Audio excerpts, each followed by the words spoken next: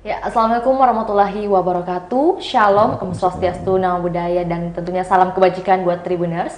Dan senang sekali rasanya saya Fiona Jeretno dapat menjumpai Anda lagi dalam program spesial kali ini, yaitu tepatnya program podcast series yang diusung oleh Tribun Timur dalam rangka memperingati hari ulang tahun Kota Makassar yang ke-415. Nantinya program ini akan mengundang kepala wilayah kecamatan yang ada di Kota Makassar untuk memperbincangkan hal-hal yang menjadi kebanggaan serta inspirasi dari kecamatan-kecamatan yang ada di Kota Makassar itu sendiri. Dan untuk itu kali ini tepatnya di seri ke-11 kita akan berbincang bersama pimpinan wilayah kecamatan yang ada di Kota Makassar, yaitu Kecamatan Biringkanaya, yaitu ada Bapak Benyamin Budianto Turu Padang SSTP MSI selaku camat dari Biringkanaya. Dan tentunya tema kita pada hari ini yaitu peningkatan ekonomi masyarakat melalui lorong wisata. Untuk itu langsung saja kita sapa narasumber kita pada hari ini. Halo Pak, selamat siang menuju sore ini Pak. Iya, selamat siang menuju sore. Assalamualaikum warahmatullahi wabarakatuh. Siap, oke Pak. Mungkin bisa disapa dulu Tribuners atau juga masyarakat Biringkanaya yang mungkin lagi menonton nih Pak. Oke. Assalamualaikum warahmatullahi wabarakatuh. Selamat sore untuk seluruh masyarakat Kota Makassar, terkhusus masyarakat Kecamatan Biringkanaya. Shalom, salam sejahtera untuk kita semua. Siap, salam sejahtera buat kita semua. Nah Pak, gimana kabarnya? Apakah dalam seminggu ini disibuki dengan berbagai kegiatan membuat stamina turun?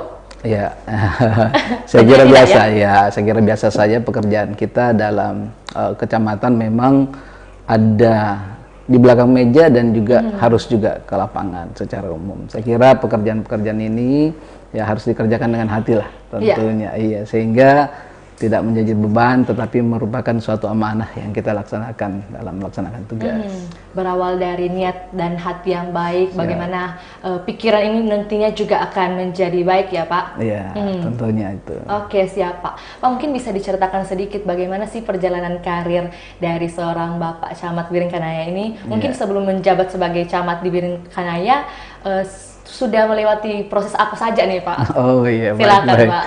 Ya, jadi saya pengalaman karir atau kerja saya dimulai menyelesaikan pendidikan di STPDN-nya pada tahun 2003. Kemudian pertama diamanahkan menjadi kepala seksi di kelurahan, kemudian kepala seksi di Kecamatan Tamalan Rea, selanjutnya menjadi lurah. Menjadi lurah itu di 3 tempat. Yang pertama di Kelurahan Ende, Kecamatan Wajo, yang kedua di Kelurahan Panaikang, Kecamatan Panakukang, dan Kelurahan Pampang di Kecamatan Panakukang. Selanjutnya menjadi sekcam di Kecamatan Talo, dan kemudian sempat juga jadi kepala bagian Ortala atau organisasi tata laksana, dan kemudian menjadi camat Wajo kurang lebih 4 bulan, dan terakhir sebagai Camat Biringkanaya. Oke, siap Pak. Jadi luar biasa sekali ya Pak, sebelum menjabat sekarang ini sebagai camat di Biringkanaya, ternyata sudah menjabat sebagai lurah dulu ya Pak, sebelumnya di 3 kelurahan dan juga ada 1 kecamatan ya Pak. Iya, betul. Oke, sekali. siap Pak. Lantas menjadi pertanyaan nih, di dalam kepemimpinan ini kan sudah ada 5 kali menjabat sebagai pimpinan nih Pak, baik itu di kelurahan dan juga kecamatan. Bagaimana sih gaya kepemimpinan yang diberlakukan oleh seorang Bapak Benyamin ini, atau yang kerap disapa dengan Bapak Ben ini? Silakan. Ya, baik Pak Pio ya. Jadi gaya kepemimpinan kalau bagi saya, yang pertama saya selalu menerapkan SOP. SOP, standar operasi prosedur, karena ini menjadi penting, menjadi patron dalam pelaksanaan tugas tentang menjawab kita, sehingga kita tidak melaksanakan kegiatan itu bukan berdasarkan selera kita, tetapi ada aturan yang kita lakukan. Kemudian yang kedua, harus bekerja seperti tadi saya sampaikan, bahwa juga harus bekerja dengan hati, ya. Artinya jangan pekerjaan, semua pekerjaan pasti kalau kita pikirkan pasti berat. Tapi kalau kita kerjakan dengan hati, dengan baik, pasti ada jalannya. Sehingga itu yang paling penting, kerja dengan hati, dengan rileks, dengan santai, sehingga bisa terlaksana dengan baik, sehingga tidak terlalu kaku juga dalam implementasinya. Ya kan, kadang juga kadang kalau kita bekerja, kita harus melihat sisi-sisinya. Dalam pemerintahan, sepanjang kami apa namanya, mengenyam pendidikan itu ada nama seni dalam pemerintahan. Oh, oke. Iya, jadi tidak kaku. Jadi kita perlu seni. Kalau apalagi kalau kita di wilayah, ya tidak bisa kita kasarnya hantam lurus saja. Ya, anak muda sekali bilang hantam lurus tidak bisa. Tidak bisa. Ada cara pendekatan yang kita lakukan. Ya, pendekatan ke masyarakat. Setiap person, setiap orang memiliki karakter yang berbeda, sehingga saat kita melakukan pendekatan-pendekatan, kita bisa melakukannya dengan baik. Betul. Iya. Jadi bisa digarisbawahi bahwa gaya kepemimpinan Bapak ini yaitu bagaimana mentaati SOP yang ada dan juga bekerja dari hati, bukan melalui intuisi nih ya Pak. Iya. Bagaimana menerapkan apa yang menjadi tanggung jawab yang telah ada. Oke, siap Pak. Pak, bagaimana sih mungkin bisa dijelaskan sedikit gambaran umum dari Kecamatan Biringkanaya itu hingga saat ini seperti apa Pak?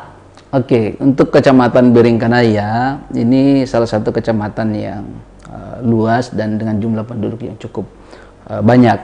Kalau kita berbicara Kecamatan Biringkanaya ini terletak pada timur Kota Makassar, timur utara, dan ini berbatasan langsung dengan Kabupaten Maros. Kemudian untuk luas wilayah, Kecamatan Biringkanaya ini kurang lebih 48,2 km persegi. 48,2 ini cukup luas. Ya Pak? Iya. Kemudian untuk jumlah penduduk ini data statistik 209.000. Ya, jadi kalau kita bandingkan dengan kecamatan lain itu ada yang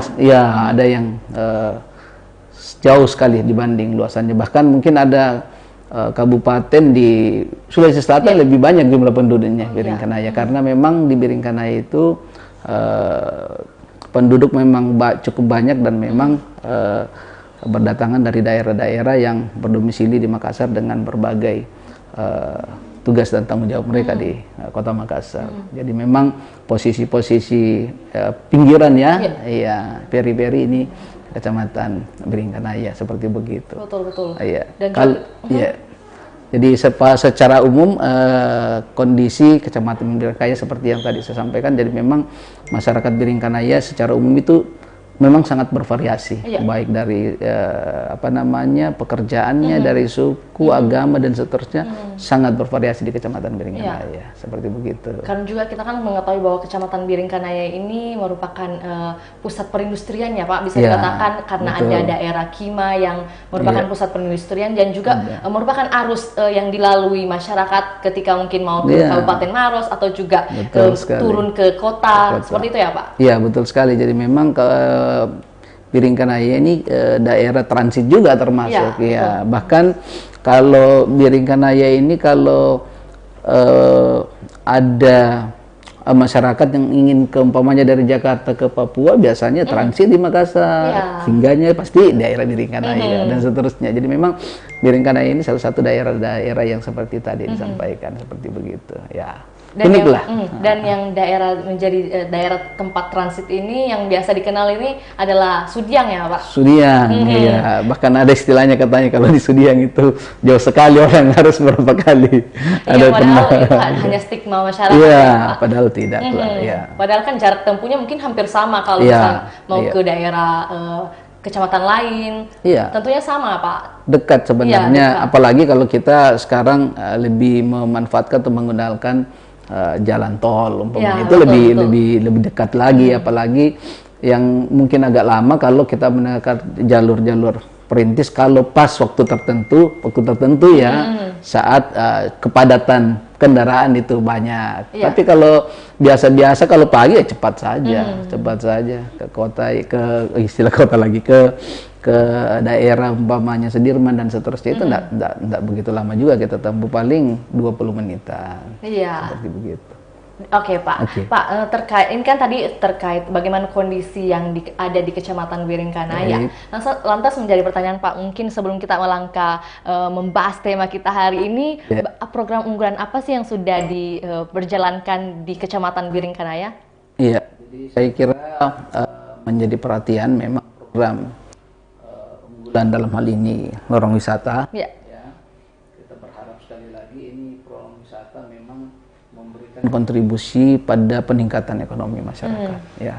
Kami di Kecamatan Biringkanaya memang secara umum semua kelurahan. Semua kelurahan ada lorong wisata, dengan harapan ini lorong wisata menjadi semacam motivasi atau stimulan bagi lorong-lorong lainnya. Jadi ini sebagai pionir lah, ya, pilot untuk kelurahan ataupun lorong lain untuk juga berbenah. Cantik kita lorongnya di sana, istilahnya kan gitu, cantik lorongnya. Kita bikin juga, tahu sana bisa menanam, santai dia menanam, kantor, pulang lagi dirawat. Kalau setiap bulan, sudah ada hasil sendiri, tidak perlu lagi ke pasar terlalu ini, sehingga kondisi-kondisi ekonomi, inflasi kita tidak terpengaruh dengan hal itu. Nah, ini yang kita harapkan sekali lagi masyarakat kita bisa berdaya walaupun kondisi di luar mungkin tekanan ekonomi cukup kuat, tapi kita berharap masyarakat bisa berdaya, mampu mandiri dengan sendiri apa yang ada. Ya, Pak? Betul sekali. Dengan adanya lorong wisata yang sudah diberlakukan ini. Betul sekali. Total ada berapa lorong wisata yang sudah ada di kelurahan-kelurahan di Kecamatan Biringkanaya nih, Pak? Ya, jadi dari 11 kelurahan yang ada di Kecamatan Biringkanaya itu sudah ada 78 lorong wisata yang kita bina. Iya, dengan progresnya masing-masing tentunya setiap lorong, dan ada tentu unggulan-unggulan kan, ada juga yang maksimal, ada juga yang sementara proses ya. Jadi untuk keseluruhan kita berharap ini betul-betul bisa dimaksimalkan oleh warga. Kemudian tentunya dalam bingkai, dalam koordinasi para lurah tentunya para lurah yang mensupport, memberikan memfasilitasi, mengarahkan. Tentunya kami juga bersyukur bahwa dari SKPD terkait ini juga melakukan pendampingan seperti Dinas Ketahanan Pangan, DP2 dan seterusnya, hampir semua SKPD, Dinas Sosial dan seterusnya sesuai dengan fungsi mereka, teknis mereka, seperti begitu. Siap, Pak. Jadi kalau misalnya ada masyarakat yang punya ide atau gagasan untuk mengembangkan sesuatu nih misalnya, Pak, itu koordinasinya langsung ke lurah begitu ya? Iya, betul sekali. Jadi justru kita ini sangat berharap ada kreasi. Yang muncul dari masyarakat. Nah, kami pemerintah mensupport itu. Apa ini kreasinya? Dia contoh di tempatnya kita ada handuk bekas bisa dijadikan pot. Iya, itu bagus sekali nih. Kita support kita ini. Makanya sekarang kita semua potensi lorong itu kita upayakan untuk di blow up. Iya, saya sudah sampaikan para lurah, buatkan kontennya, masukkan di medsos kelurahan, kecamatan, sehingga otomatis banyak yang lihat, banyak viewersnya, otomatis mereka tertarik dan seterusnya, otomatis ada kontak person di situ. Dengan harapan otomatis orang tahu kan ini marketing, bagian dari marketing juga. Nah, kalau pemerintah intervensi di situ untuk meningkatkan sosialisasinya ataupun penyampaiannya, otomatis bisa lebih maksimal. Nah, ini peran-peran pemerintah. Tapi sekali lagi kreasi kita butuhkan ya dari masyarakat dengan potensi-potensi yang berbeda, saya kira. Seperti begitu. Siap, Pak. Pak, lantas bagaimana sih kondisi lorong-lorong yang ada di Kecamatan Biringkanaya sebelum disulap nih? Sedemikian rupa menjadi lorong wisata. Mungkin bisa dijelaskan sedikit nih, Pak?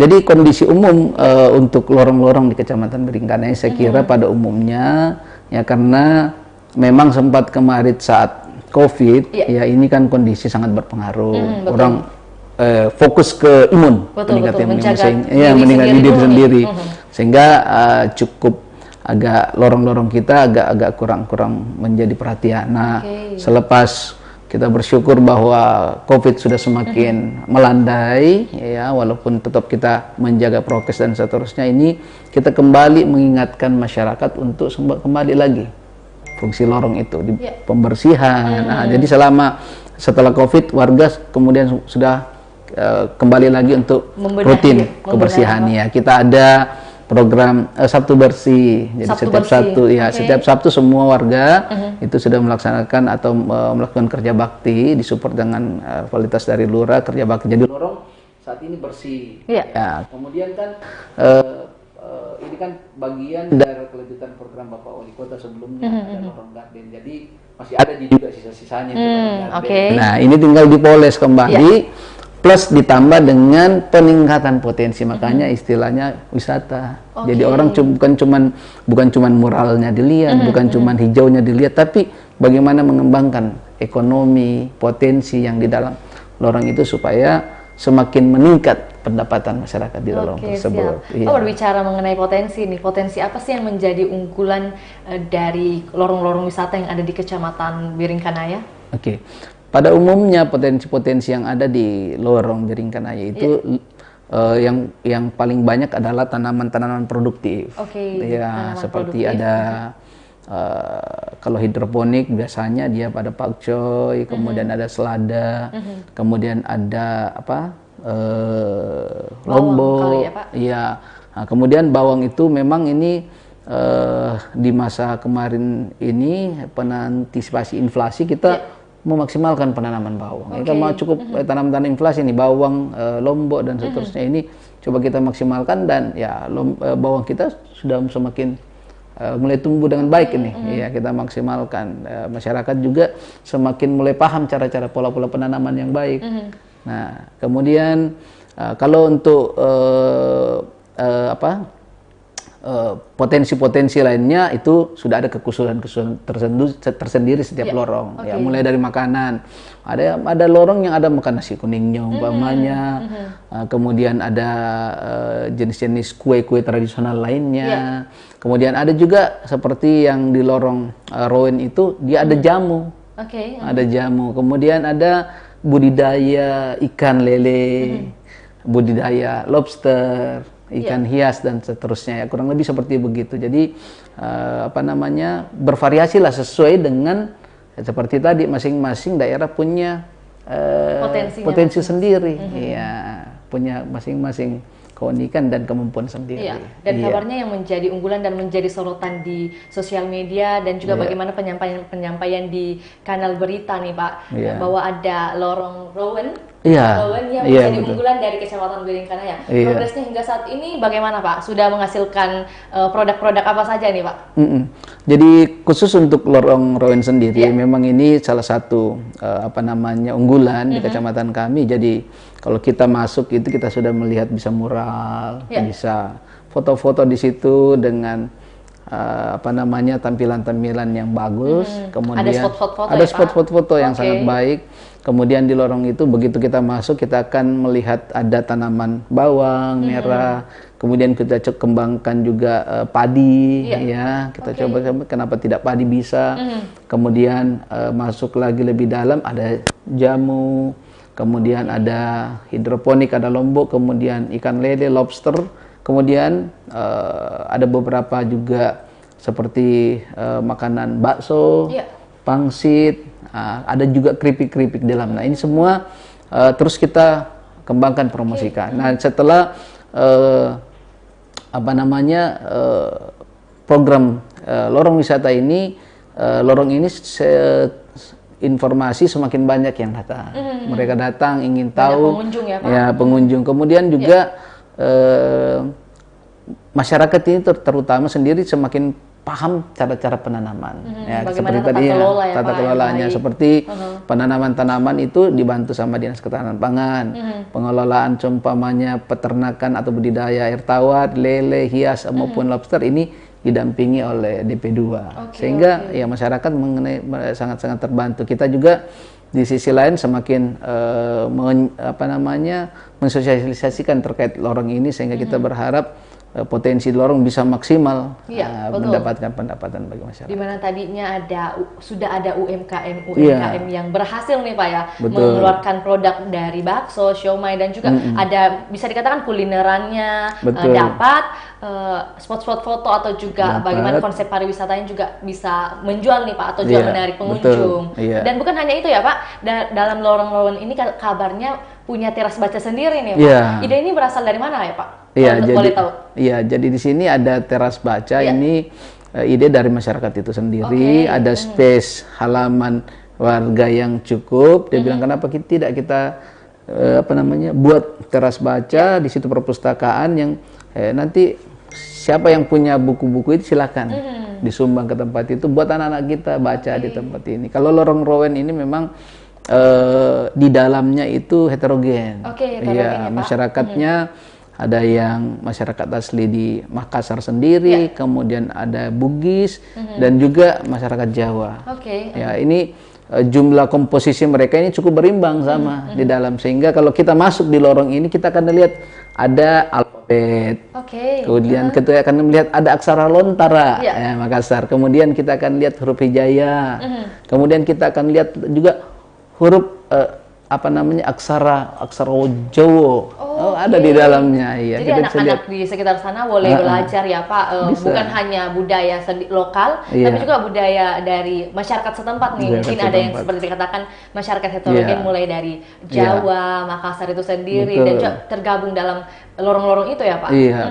Kalau masyarakat Jawa sendiri di dalam ini tuh seperti yang kita lihat itu, mereka sudah ada di situ sekitar 30-an tahun. 30 tahun. Sudah tempat sendiri.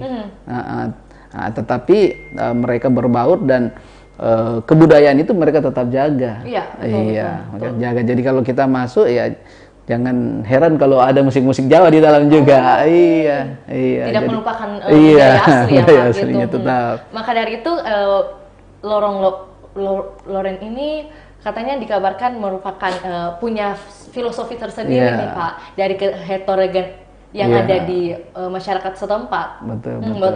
Pak, terkait taman baca tadi ini, anak-anak di usia berapa sih yang sering ngumpul gitu?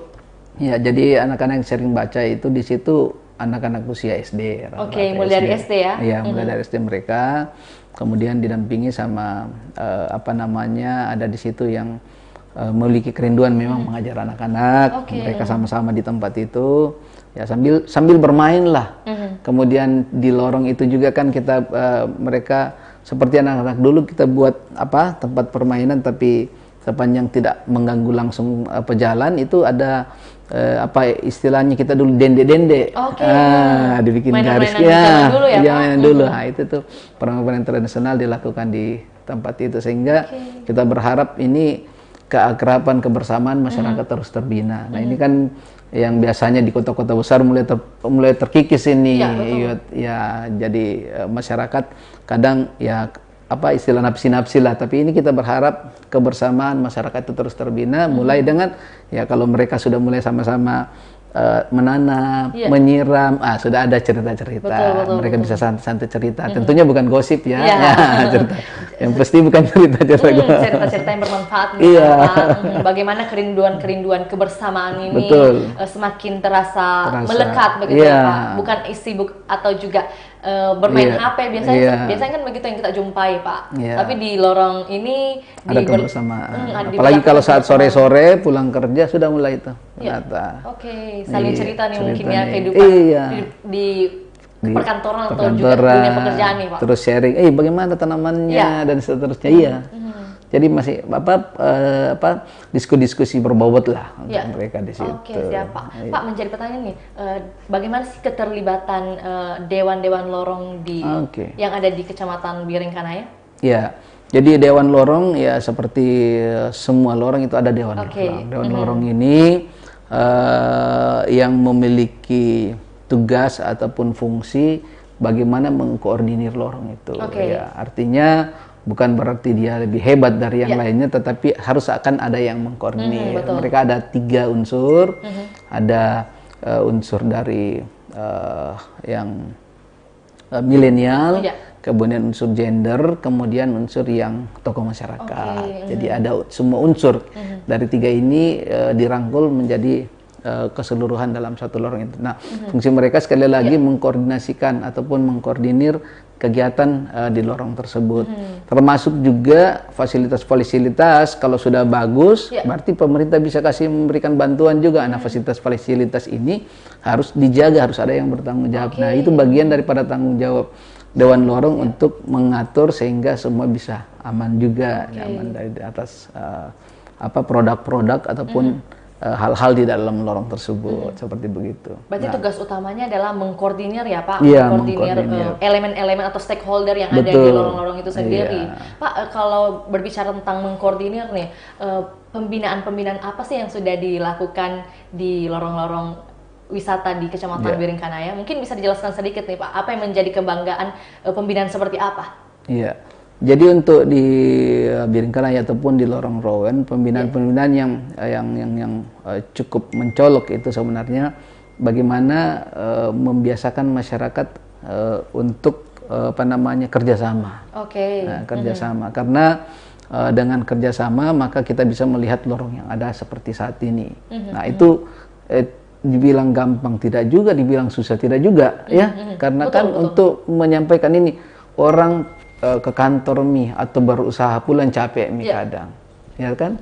Nah bagaimana seorang delor itu mengkoordinasikan mereka, ayo Pak kita sama-sama ini lorong tak kalau cantik kita sendiri yang menikmati, terus kalau potensinya dimaksimalkan warga sendiri yang menerima manfaatnya ini kembali ke masyarakat. Nah itu yang pembinaan-pembinaan ini yang perlu. Kemudian hal lain bahwa kalau terkait dengan produk ini yang cukup mencolok dalam pembinaan lobster ini. Lobster ini sudah cukup baik, kemarin itu dikembangbiakan. Itu lobsternya kan lobster itu dia lobster air tawar. Dia kalau masih belum baru anakannya itu biasa kalau belum bisa ini sendiri biasa masih nempel sama induknya. Ini sudah mulai oleh pengembangan bersama DP2 itu sudah sendiri, sudah dipisah sama induknya, sudah mulai bagus. Demikian juga tanaman-tanaman hidroponik ini semakin dibina oleh Delor melalui Dinas Ketahanan Pangan, sehingga mereka sudah mulai terus bukan cuman hanya diberi bantuan tapi mereka mengajarkan bagaimana pembibitannya, pengembangannya lagi.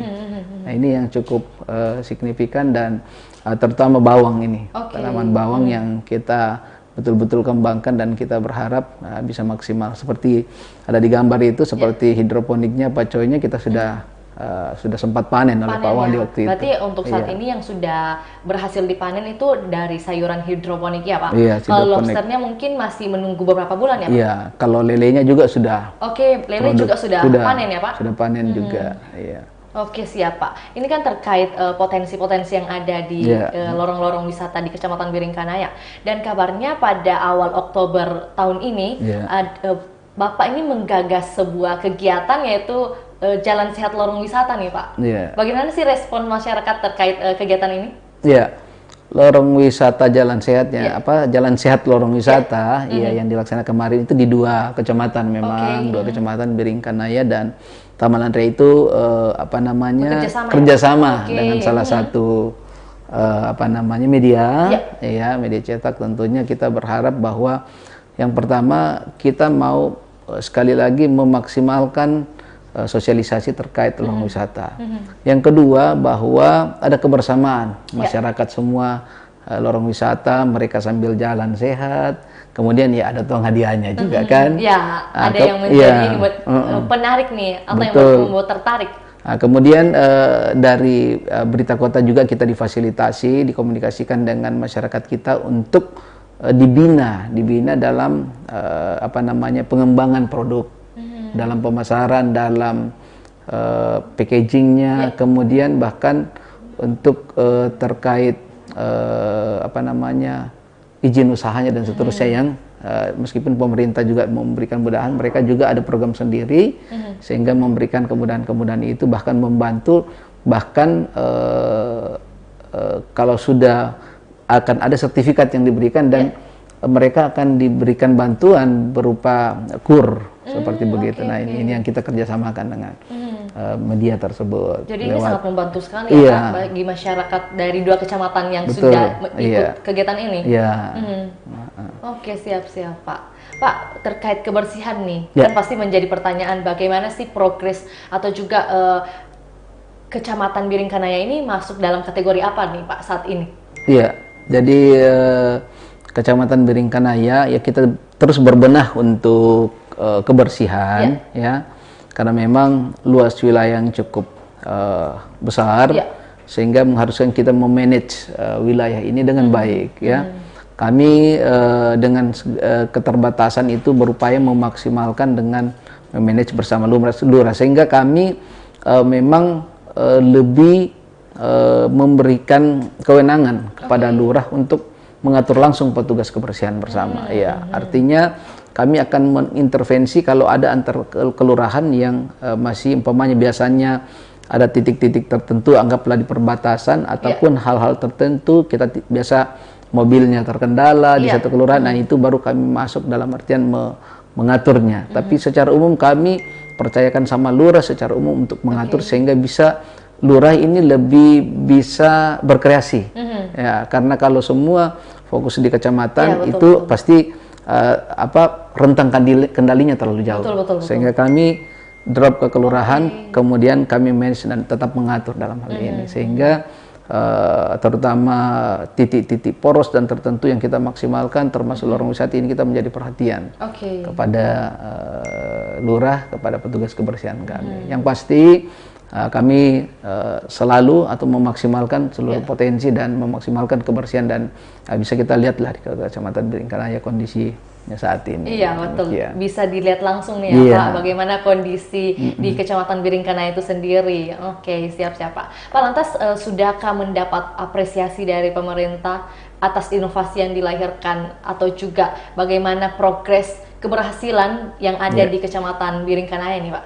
Iya, saya kira perhatian pemerintah terhadap Kecamatan Biringkanaya kita bisa lihat seperti kemarin lorong Rowen ini kan dikunjungi langsung Pak Wali Kota untuk melihat, karena ini menjadi unggulan dan dilihat Pak Wali Kota. Ini kelebihan lorong Rowen ini kan karena hampir setiap rumah itu ada potensinya, potensi ekonominya. Melahirkan UMKM. Iya, setiap rumah ya? Hampir setiap rumah. Jadi di situ ada 23 rumah.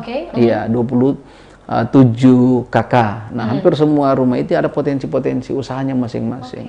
Iya, ini yang terus kita kembangkan. Ini luar biasa di lorong ini memang punya potensi ekonomi yang luar biasa yang kita poles dan kita maksimalkan sehingga bisa lebih baik lagi pendapatan masyarakat di tempat itu. Nah, kemudian selanjutnya di tempat-tempat lain itu juga di kelurahan lain maksud kami semua punya potensi yang bagus juga. Ya. Terutama di setiap kelurahan saya sudah sampaikan dan dimaksimalkan kepada lurah untuk minimal dimaksimalkan betul setiap lorong yang ada di kelurahan masing-masing yang sudah menjadi lorong wisata yang oleh lurah sendiri mengusulkan kepada kami, sehingga kita berharap bukan cuma Rowen saja, tapi seluruh lorong yang ada di Biringkanaya bisa maksimal. Terutama lorong wisata ini menjadi pionir dulu, nah, kemudian diikuti oleh lorong-lorong lainnya tentunya, seperti begitu. Mungkin ada satu percontohan dulu ya Pak yang lebih maksimal. Kemudian bagaimana menjadi motivasi buat lorong-lorong seterusnya nih, selebihnya. Oke Pak, terkait perkembangan digitalisasi di lorong wisata Kecamatan Biringkanaya ini sudah bagaimana Pak? Terkait digitalisasi ini kita sudah begitu kita masuk di lorong ada barcode-nya. Ada scan barcode. Ada scan barcode. Nah, di scan barcode itu begitu kita scan, kita sudah bisa melihat potensi ekonomi yang ada di dalam lorong tersebut. Ada ini dan itu, dan dari ke-23 rumah tadi sudah ada penjelasannya. Ada penjelasannya lewat barcode ini, sehingga lebih memudahkan warga ataupun siapa yang ingin berkunjung tinggal scan barcode sudah bisa tahu. Jadi begitu ini, oh saya mau tertarik yang ini, langsung tinggal ngunjungin ke dalam yang mana. Nah, ini yang dari segi digitalisasinya seperti begitu. Kedepannya ya kita akan tentunya terus mengembangkan, meningkatkan dan memaksimalkan sistem-sistem digitalisasi di tempat ini. Yang pasti di lorong ini sudah ada CCTV-nya, kemudian WiFi-nya. Sementara kita akan terus maksimalkan sehingga fungsi manfaat lorong ini jadi bukan cuman potensi ekonomi, tapi keamanan dan kenyamanan warga juga menjadi perhatian. Betul. Bagaimana mungkin selain menghasilkan pendapatan bagi masyarakat, tentunya juga memberi kenyamanan dan keamanan bagi pengunjung nantinya ya Pak. Betul juga. Oke Pak. Untuk saat ini pengunjung yang sudah berdatangan ke lorong wisata unggulan ini sudah dari mana saja nih Pak? Iya, kalau pengunjungnya itu yang disampaikan atau yang dilaporkan kepada kami itu baru ada beberapa dari luar kota, ya keluarga-keluarga mereka jadi penasaran terus datang, termasuk juga dari tetangga-tetangganya juga, kelurahan-kelurahan lain, kalaupun kecamatan-kecamatan ini yang penasaran datang ke tempat itu juga untuk melihat bagaimana secara langsung. Oh ya, ini yang namanya orang, oh ini yang potensinya dalam, sehingga mereka bisa melihat dan bahkan banyak yang bilang, oh cocok ini di lorongku juga ini, saya bisa bikin begini. Jadinya kan jadi ada menjadi gambaran nih Pak. Seperti begitu ya. Kita berharap sekali lagi masyarakat bisa termotivasi dengan ini. Betul. Dan tentunya bagaimana potensi-potensi yang ada di lorong-lorong menjadi keunggulan dari Kecamatan Biringkanaya ini kemudian disampaikan melalui sosial media kali ya Pak. Betul sekali. Sehingga pengunjung yang nantinya yang akan berdatangan ke sana menjadi tertarik. Oke, siap Pak. Pak, terkait tema kita hari ini kan membahas tentang peningkatan ekonomi nih. Lantas menjadi pertanyaan, bagaimana sih kondisi perekonomian di masyarakat Kecamatan Biringkanaya itu sendiri Pak? Iya. Jadi secara umum saya kira kondisi kemarin saat COVID itu sangat berpengaruh besar masyarakat, sehingga perlu ya kita bangkit lebih kuat dengan proses-proses yang ada. Nah, ini melalui program lorong wisata ini yang menjadi harapan kita bersama. Kemarin ada kodong yang jual-jual kue setengah mati. Nah ini sekarang lewat lorong wisata ini akan lebih maksimal dan tentunya dengan proses digitalisasi dengan medsos dan seterusnya ini akan lebih mudah dipasarkan. Betul, seperti tadi kita bilang sampai di medsos sudah ada di situ dicantumkan kontak personnya sehingga ya kadang juga orang tidak datang tinggal telepon. Betul. Nah, by phone gitu ya. By phone saja seperti itu aja.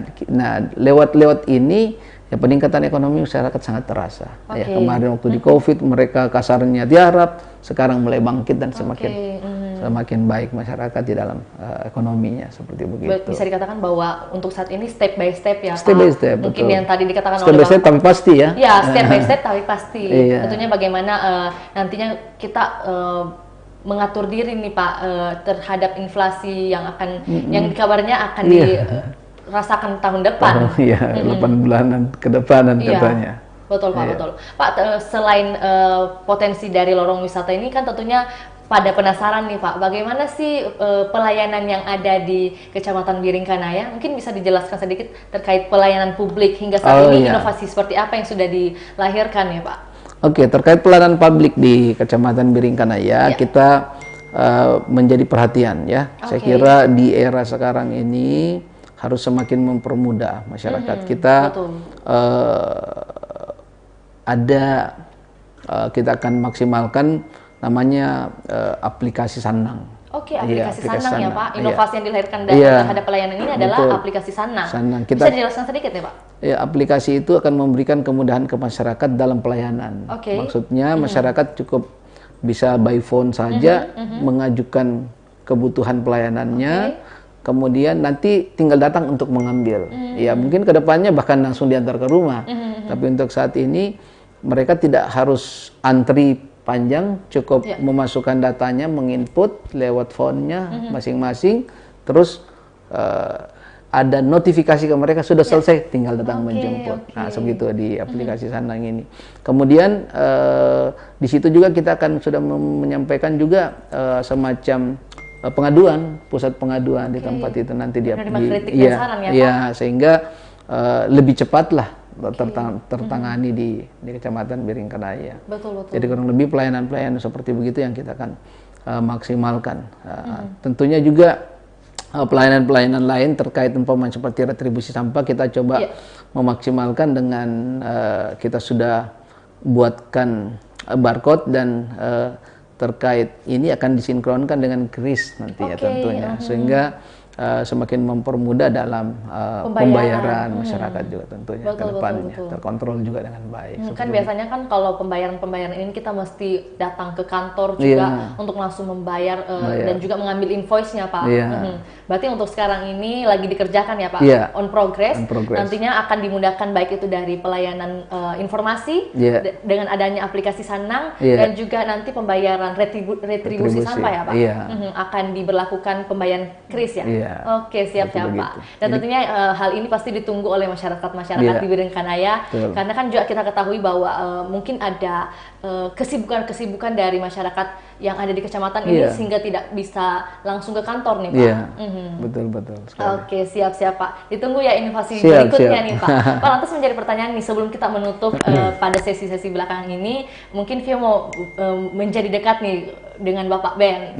Bagaimana sih tantangan atau juga apa sih yang menjadi tantangan seorang Pak Ben ini dalam memimpin dan juga mengelola Kecamatan Biringkanaya? Mungkin bisa dijelaskan nih Pak, apa yang menjadi unek-uneknya?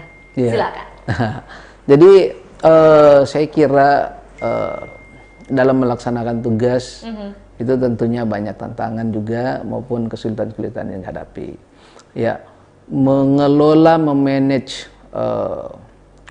masyarakat dengan jumlah yang besar itu tidak mudah. Betul, betul. Tapi dibutuhkan kebersamaan, dibutuhkan silaturahim yang baik, dibutuhkan juga komunikasi yang baik. Nah, ini yang kami sampaikan bahwa kami di Kecamatan Biringkanaya bekerja bukan menjadi Superman. Ya, betul. Tapi super team. Super team. Super team. Iya, sehingga saya selalu menyampaikan sama teman-teman semua, baik pegawai di kecamatan maupun para lurah, bahwa kita bekerja bersama. Iya.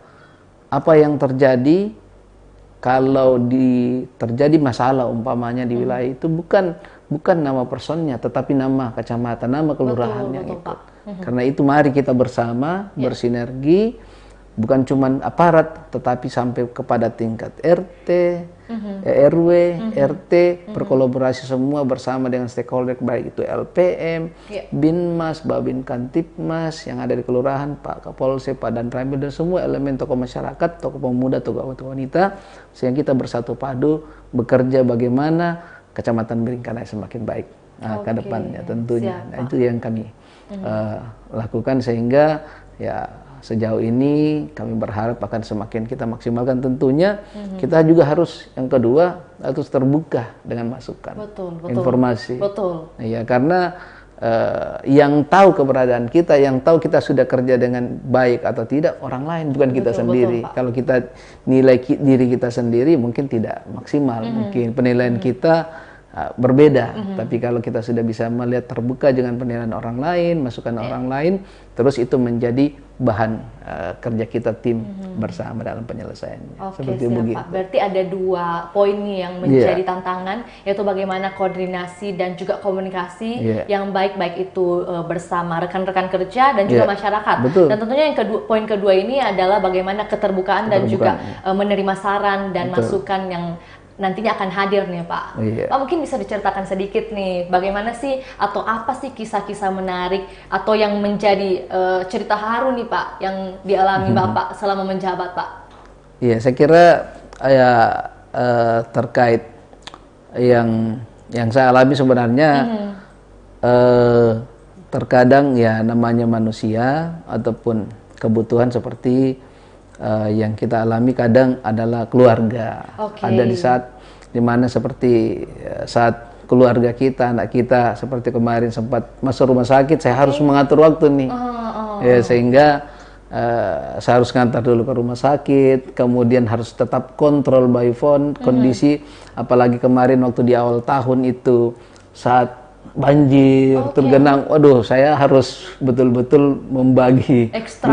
Sedangkan di lain sisi anak di rumah sakit, tapi pekerjaan kantor juga wajib, sehingga ini koordinasi yang baik dengan sekali lagi dengan semuanya, ya kita bisa selesaikan semua. Itu yang saya alami, bahwa ya seperti begitulah bekerja dengan hati, sehingga anak sakit tetap saya ke rumah sakit, saya tetap mengatur, mengontrol kapan saya harus turun wilayah, kapan kembali lagi bersama keluarga, dan seterusnya. Ini suatu tantangan tersendiri yang saya kira kita bisa berjalani kalau kita bersama tim dan bisa bekerja dengan hati tentunya. Dan juga tentunya yang menjadi garis bawah di sini, bahwa bagaimana Bapak ini bisa membagi waktu ya Pak, bagaimana waktu untuk keluarga dan juga tentunya tetap menjalankan tanggung jawab yang ada. Siap Pak. Pak, mungkin sebelum kita mengakhiri nih, satu pertanyaan terakhir nih, apa sih target Bapak ke depannya setelah menjadi camat secara umum nih Pak? Mungkin akan kemana nih arahnya? Ya, saya kira setiap orang punya harapan, punya keinginan untuk selalu naik lah, tampil semakin baik lah ke depannya. Bagi saya secara pribadi jabatan itu amanah, ya. Kemudian bagi saya juga secara pribadi tidak muluk-muluk, saya hanya berusaha melakukan yang terbaik. Ya, penilaian itu saya tidak bisa menilai diri saya sendiri, tapi penilaian itu dari pimpinan terkait kinerja prestasi saya. Kemudian yang kedua bahwa jabatan itu di tangan Tuhan, ya tentunya, sehingga kalau saya ke depannya itu saya serahkan sama Tuhan. Tetapi yang pasti bagi saya adalah bahwa saya harus melakukan yang terbaik. Betul. Melakukan yang terbaik. Di mana saya ditempatkan, saya harus melakukan yang terbaik. Bagaimana mengupayakan apa yang saya lakukan itu memberi manfaat bagi orang lain. Nah, sehingga hasil dari itu tentunya orang bisa merasakan manfaatnya dan juga menjadi berkat buat saya juga tentunya. Jadi saya menjadi berkat buat orang lain lah, kurang lebih seperti itu. Amin Pak. Tentunya saya juga mendoakan bagaimana nanti ke depannya Pak, mungkin nanti naik level atau juga bagaimana diserahkan pada Tuhan ya Pak. Betul. Siap. Pak, mungkin ada nih sebagai closing statement, ada harapan seperti apa sih yang mungkin akan disampaikan atau juga imbauan yang mau disampaikan oleh Bapak selaku camat terhadap masyarakat yang ada di Biringkanaya nih Pak khususnya. Silakan. Oke, baik. Jadi yang pertama untuk seluruh masyarakat, saya berharap bahwa masyarakat khususnya saat ini kita sudah memasuki bulan ujung-ujungnya berber ini artinya sudah kita rasakan mulai hujan, untuk senantiasa memperhatikan kondisi lingkungan sekitar kita. Kemudian yang kedua, kondisi ini kami berharap bahwa masyarakat khususnya daerah yang sudah sangat paham terkait rawan genangan atau banjir untuk memperhatikan atau mengantisipasi hal ini. Kemudian selanjutnya saya menghimbau, mengajak kepada kita semua untuk senantiasa berdoa ya untuk wilayah kita.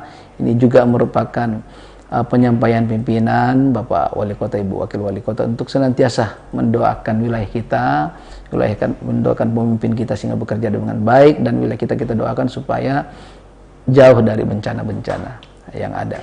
Kemudian selanjutnya Sabtu Bersih, jangan lupa selalu Sabtu Bersih. Oke, jangan lupa. Kerjasama semua, kerja bakti semua bersama seluruh masyarakat yang ada di Kecamatan Biringkanaya. Saya kira itu saja penyampaian saya. Siap Pak. Jadi ada 2 poin Pak yang bisa dikatakan, bahwa jaga kesehatan, apalagi kita tahu bahwa di bulan Berber ini sudah mulai curah hujannya sudah mulai tinggi, sudah mulai ya Pak, sudah mulai. Dan juga yang kedua, jangan lupa untuk melakukan aktivitas rutinitas nih ya Pak, yaitu Sabtu Bersih. Oke, siap Pak. Pak, mohon kesidannya nih yang terakhir kali untuk menyampaikan juga mengucapkan selamat hari jadi buat Kota Makassar yang ke-415 serta apa harapannya Pak? Silakan. Oke, baik. Untuk Kotaku Makassar ya yang berulang tahun, pertama saya ucapkan selamat hari jadi yang ke-415 untuk Kota Makassar. Semoga Kota Makassar senantiasa menjadi inspirasi untuk seluruh warga Kota Makassar, dan Kota Makassar akan semakin terdepan, tentunya akan selalu terus 2 kali tambah baik, dan senantiasa memberikan keamanan, kenyamanan bagi masyarakat Kota Makassar, sehingga kita selaku masyarakat Kota Makassar semakin berada di kondisi yang baik, kondisi yang nyaman, dan kami berdoa, kami berharap Kota Makassar akan semakin jaya ke depannya. Amin. Mari kita beri aplaus yang meriah buat narasumber kita hari ini. Pak, terima kasih banyak Pak Benyamin sudah menyempatkan waktunya untuk hadir langsung ke studio Tribun Timur, dan juga tentunya berbagi kepada Tribuners dan juga mungkin masyarakat Biringkanaya yang sedang menyaksikan program pada hari ini Pak. Sudah menyampaikan bagaimana informasi-informasi yang ada di Kecamatan Biringkanaya serta edukasi dan pengalaman nih Pak. Saya ucapkan terima kasih sekali lagi Pak. Saya juga terima kasih dan sukses selalu. Amin. Dan juga buat Tribuners, terima kasih masih setia untuk menyaksikan program pada sore hari ini, dan tentunya jangan lupa untuk saksikan seri-seri selanjutnya dan juga program Tribun lainnya. Saya Firna Jeretno mewakili narasumber hari ini dan juga tim atau kru yang bertugas pamit undur diri. Assalamualaikum warahmatullahi wabarakatuh. Sampai jumpa.